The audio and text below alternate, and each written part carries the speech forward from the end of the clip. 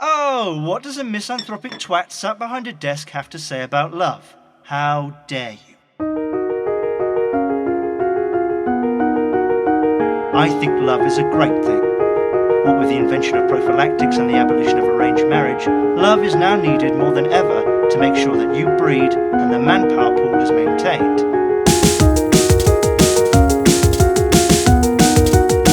Slightly cynical.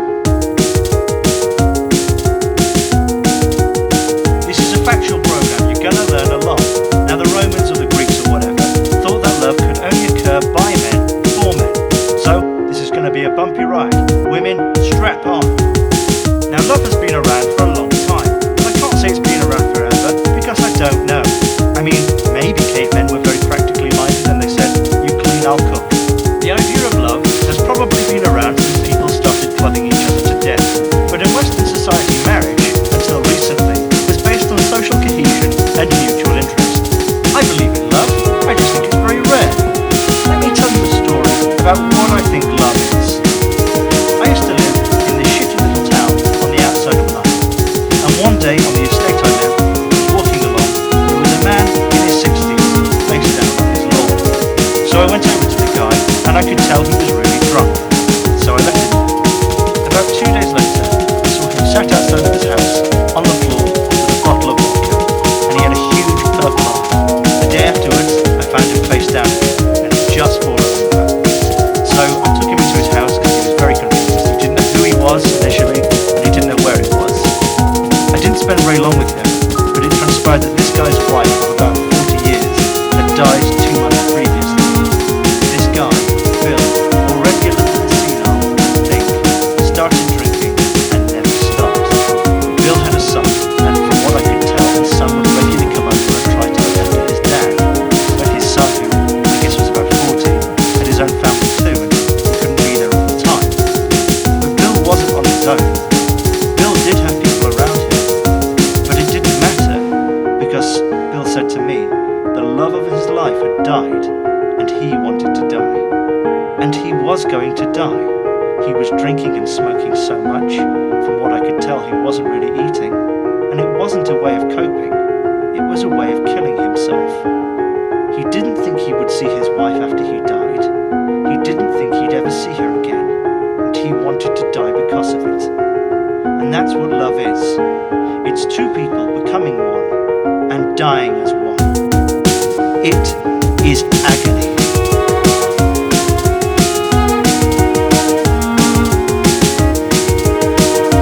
And the worst thing is most people will never really know it.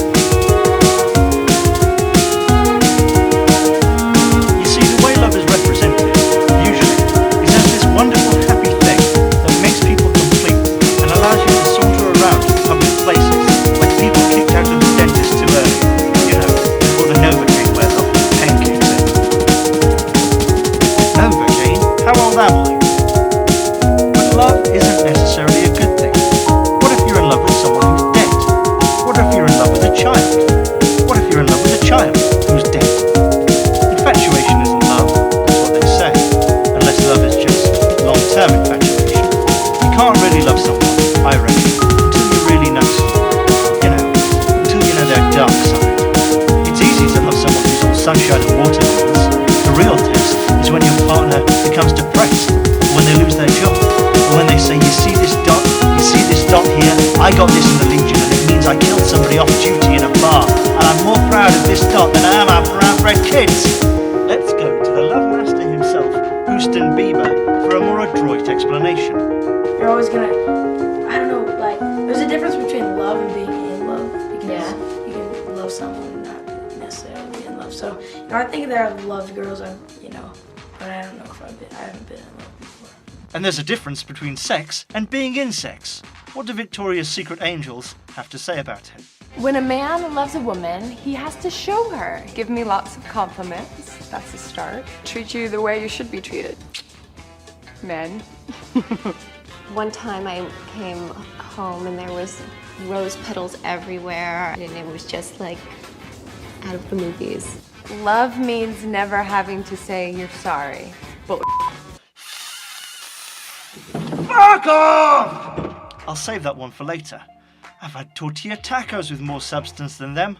We're constantly being sold love, but it isn't really love.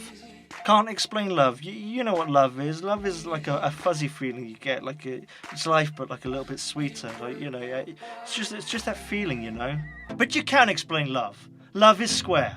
You've got infatuation, lust, self-preservation, and fear of loneliness. All those reasons, often in conjunction with one another, are why 99% of people who think they're in love are in love.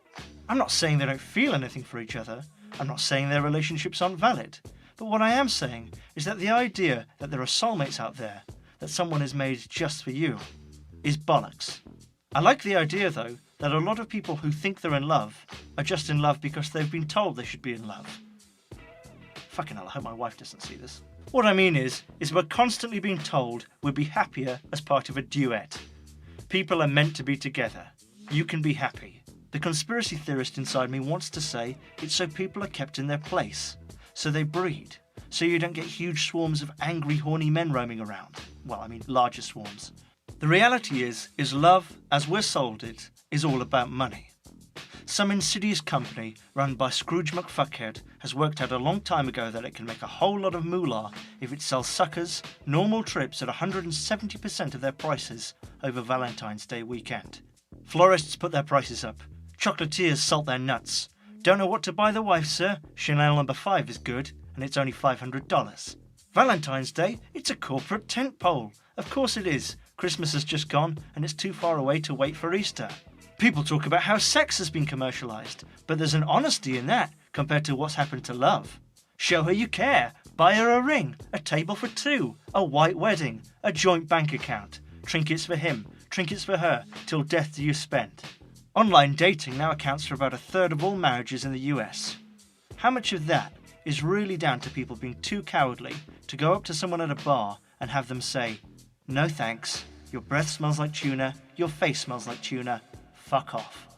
Online dating. Perish the thought that you fall in love with someone whose economic background is different to yours, whose bio you don't like, who believes something you don't believe in. Perish the thought that people actually have to go out there and be with people they like, when they can just fill in some forms and an algorithm will find the mirror images of their fat, boring selves. Fuck off! Of course, people too are cynical. Of course they are. Heard of a fat rich man getting married to someone 30 years their junior? Yes.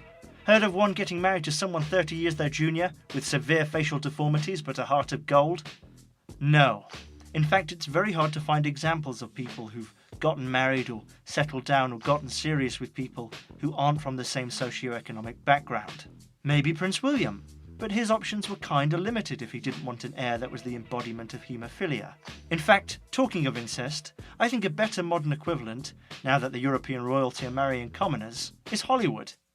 They all, whatever. What becomes of the broken-hearted? They die just like the rest. Also, I think I should do the paid bit now. This is English Lady, which may or may not be an oxymoron. It's a deodorant that contains pheromones. So wear this on singles night, and if that doesn't work, you can always sit on it. What is love? Lust, attraction, entrapment, obsession too. Go to the one you love. Don't let anything stop you. Don't let anything stand in the way of love.